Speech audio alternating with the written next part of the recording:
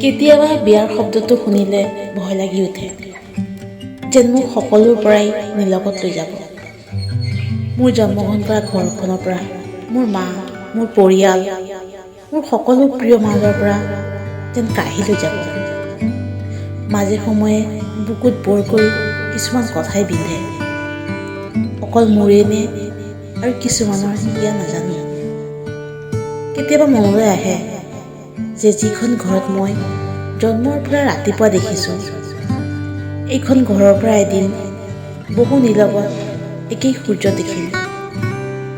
ৰাতিপুৱা মুখ ধুই আহি মাৰ হাতৰ চাহকাপত যি টোপনি আঁতৰ হয়, সেয়া এদিন আনৰ ঘৰত নিজেই বনাই আনক দিহে মোৰ পিনে কাপোৰ তুলি ল'ব পাৰিম।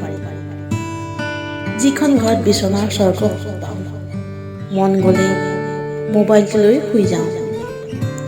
এদিন মোৰ এই বিচনাখন এৰি আন এখন ঘৰলৈ সকলো কাম কৰি আজৰি হৈহে বিচনাত জিৰণি ল'ব পাৰিম।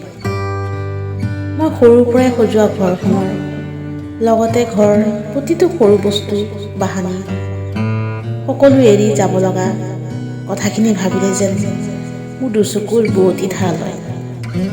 মুঠেই সহজ নহয় নিজৰে ঘৰখন এৰি আন এখন ঘৰ নিজৰ বুলি আঁকোৱালি ল'বলৈ।